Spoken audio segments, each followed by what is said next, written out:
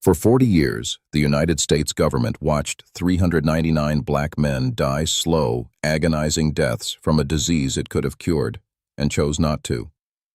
This was not a wartime experiment conducted in secret bunkers. This was not the work of rogue scientists operating outside the law. This was an official, federally funded program run by the U.S. Public Health Service, operating in broad daylight with the full knowledge of the American medical establishment for 4 decades. The men involved were sharecroppers from Macon County, Alabama, poor, rural, largely illiterate, and they trusted the doctors who came to them with promises of free medical care. What they received instead was one of the most calculated, sustained acts of medical betrayal in the history of any democratic nation. And when the truth finally came out in 1972, it didn't just destroy careers. It destroyed the relationship between black Americans and the medical system in ways that echo to this very day. 128 of those men died of syphilis or its direct complications. 28 died of diseases directly related to untreated syphilis. 40 wives were infected. 19 children were born with congenital syphilis. Every single one of those deaths was preventable. The government knew it, and they continued anyway. What you are about to learn is not a conspiracy theory. Every fact in this video is drawn from declassified government documents, congressional testimony, and official investigations. This is the classified history they hoped you would never understand in full. The year is 1932. The Great Depression has devastated America, but for black sharecroppers in Macon County, Alabama, the Depression was almost indistinguishable from any other year. Poverty was not new. Medical care was essentially non-existent.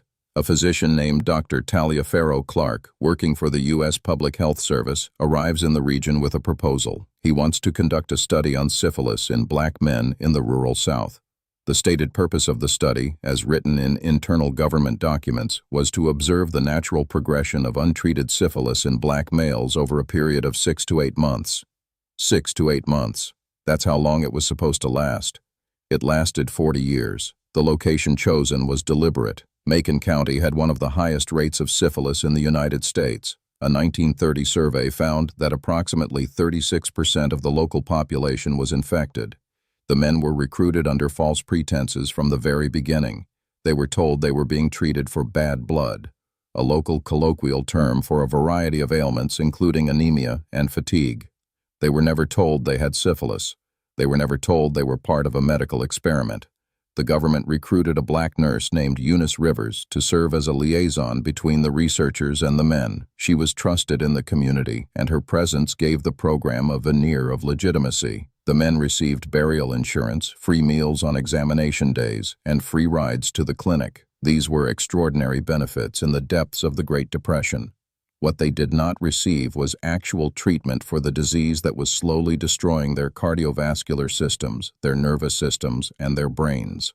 The researchers did administer certain substances to the men: aspirin, vitamins, minerals, iron supplements. These treatments were provided specifically to maintain the illusion that the men were receiving medical care while ensuring the disease progressed entirely untreated.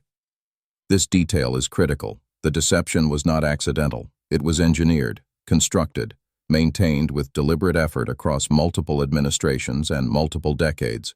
Here is where the story crosses from troubling into something that defies comprehension. In 1943, 11 years into the study, penicillin was established as the standard and highly effective treatment for syphilis. A simple course of penicillin could stop the disease. It could prevent the deadly late-stage complications. In many cases, it could reverse significant damage already done. The U.S. Public Health Service knew this. The researchers who ran the Tuskegee study knew this. The administrators who oversaw the budget knew this. And they made a decision, documented in writing, to deliberately withhold penicillin from the study participants. The justification recorded in their own internal documents was chilling in its clinical detachment. They argued that treating the men would compromise the integrity of the study. Let that sit for a moment. They knew there was a cure. They had access to the cure. And for 29 more years after penicillin became available, they watched these men die while the cure sat in the cabinet. But it went even further than passive withholding. When World War II broke out, Some of the men in the study were called up by local draft boards for military service. As part of standard military induction procedures, they were screened for venereal disease and would have been sent to receive treatment. The U.S. Public Health Service intervened.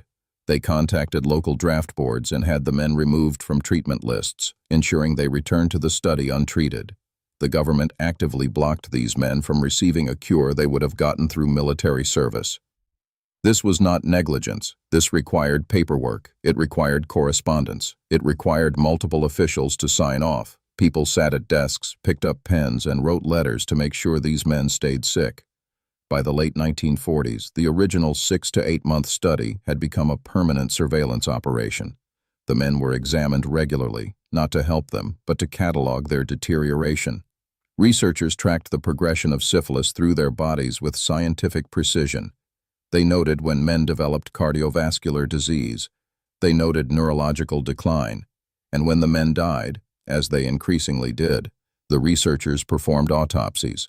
The families were told this was required for the burial insurance the program provided. The autopsies were actually the point. The researchers wanted tissue samples. They wanted to document what untreated late-stage syphilis did to the human body at the cellular level. These men were not patients. They were specimens, and they never knew it. Understanding how this study survived for 4 decades requires understanding a system of institutional protection that stretched from rural Alabama all the way to Washington, D.C. The study was not hidden. It was published. Between 1936 and 1973, researchers published 13 scientific papers in major medical journals detailing the findings of the Tuskegee study. The study was openly discussed at medical conferences. Dozens of American doctors and researchers knew about this program and said nothing. The American medical establishment, its journals, its conferences, its peer review system, absorbed this information and continued to function as if nothing was wrong. Part of the reason this was possible was the racial context of the era. The researchers operated under a scientific framework, now thoroughly discredited, that suggested black and white bodies responded differently to disease.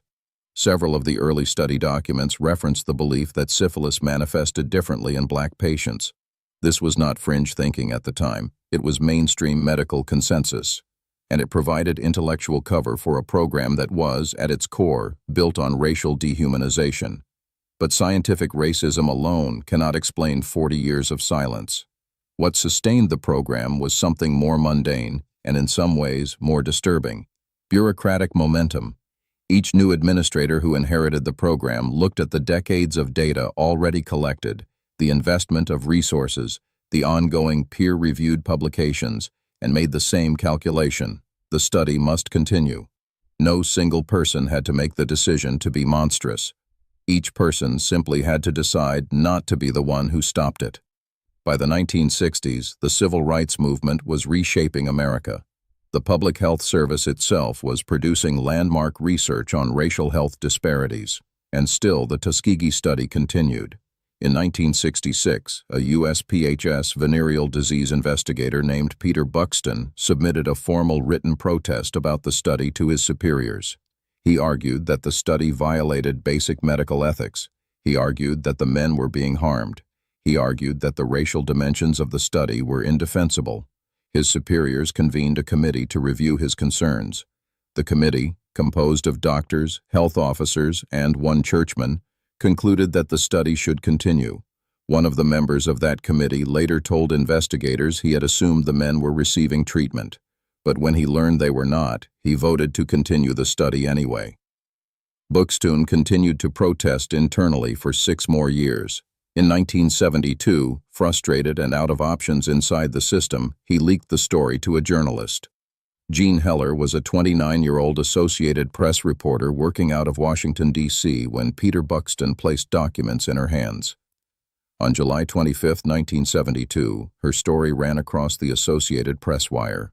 Within hours, it was on the front page of newspapers across the United States. The headline read, "Syphilis patients died untreated." The government's immediate response was not contrition, it was defense. The U.S. Public Health Service issued a statement defending the study as scientifically valuable. Officials argued that the men had not been harmed by the withholding of treatment because penicillin had not existed when the study began. This argument collapsed immediately under scrutiny. Penicillin had been the standard treatment for syphilis for 29 years at that point. The public reaction was unlike anything the medical establishment had experienced in the modern era. Senator Edward Kennedy convened emergency Senate hearings. The Department of Health, Education, and Welfare, the parent agency of the Public Health Service, appointed an ad hoc advisory panel to investigate. The panel's report, issued in April 1973, was devastating. It concluded that the study was ethically unjustified in 1932. It had been ethically unjustified throughout its entire duration. The consent process was fraudulent from the beginning. The panel further found that the scientific value of the data collected did not in any way justify the methods used to collect it. The study was terminated immediately upon the report's release. But the termination came too late for 128 men. It came too late for 40 infected wives. It came too late for 19 children born with congenital syphilis who had never consented to anything at all. Legal action followed. In 1974, a class action lawsuit filed on behalf of the survivors and heirs of deceased participants was settled out of court.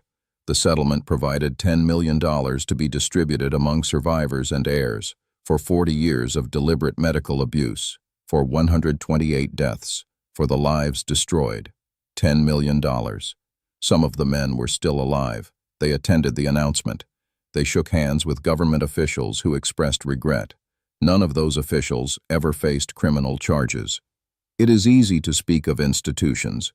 It is more difficult and more important to speak of individuals. Dr. John Heller served as director of the USPHS Division of Venereal Diseases from 1943 to 1948, precisely the window when penicillin became available and the decision was made to withhold it. In a 1972 interview conducted after the story broke, Dr. Heller said, and these are his exact words, quote, "The men's status did not warrant ethical debate. They were subjects, not patients. He was not prosecuted. He was not stripped of his medical license. He died in 1989. Dr. Eugene Dibble, the medical director of Tuskegee's own hospital, facilitated the program for decades despite being himself an African-American physician. His involvement represents one of the most painful dimensions of this story. The way institutional power can conscript members of a targeted community into their own community's oppression. Nurse Eunice Rivers presents the most complex ethical portrait of the entire study. She maintained relationships with the men and their families for the full 40 years of the program. She later said she believed the men were receiving care. She said she did not fully understand the experimental nature of the program. Whether that explanation is credible remains deeply contested among historians. What is documented is that she continued to escort men to examinations, continued to maintain their trust, and continued to receive commendations from the USPHS for her service to the study. Slide: USPHS commendation letter to Nurse Rivers for Tuskegee.